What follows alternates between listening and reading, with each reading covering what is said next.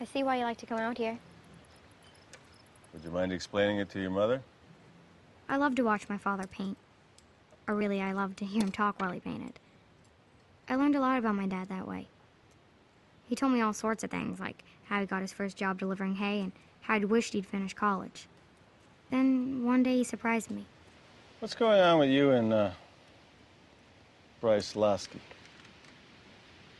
What do you mean? Nothing. Oh, okay. My mistake. Why would you even think that? No reason. Just that you talk about him all the time? I do. Mm-hmm. I don't know. I guess it's something about his eyes. Or maybe a smile. What about him? What? You have to look at the whole landscape. What does that mean? A painting is more than the sum of its parts. A cow by itself is just a cow. A meadow by itself is just grass, flowers.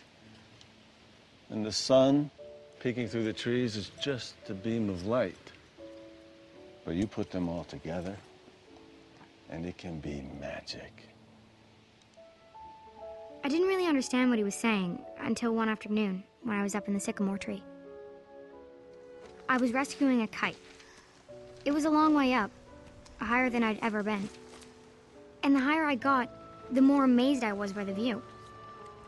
I began to notice how wonderful the breeze smelled, like sunshine and wild grass. I couldn't stop breathing it in, filling my lungs with the sweetest smell I'd ever known. Hey, you found my kite. Bryce, you should come up here. It's so beautiful. I can't. I sprained my, I have a rash. From that moment on, that became my spot. I could sit there for hours, just looking out at the world.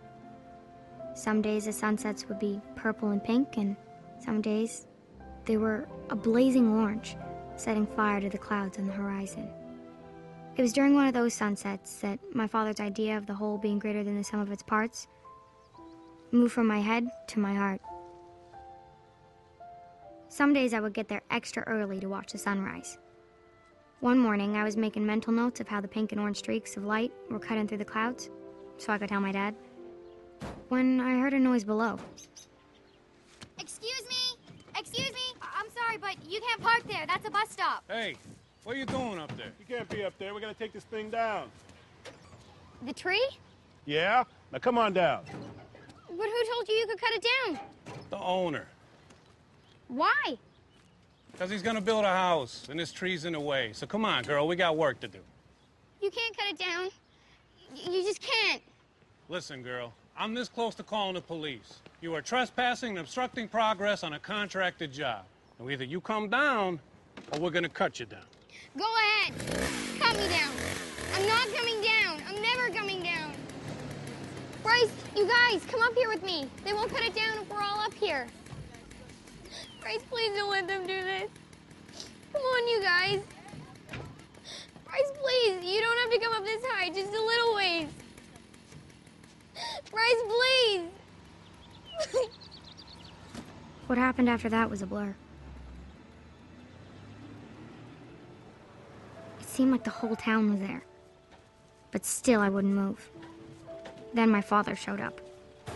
He talked a fireman into letting him come up to where I was. Sweetie, it's time to come down. Daddy, please don't let them do this. Sweetie? Daddy, look. You can see everything. You can see the whole world from here.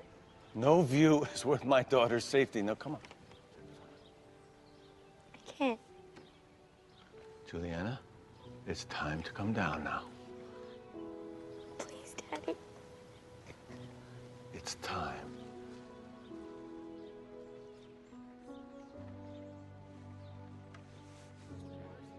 And that was it. I must have cried for 2 weeks straight.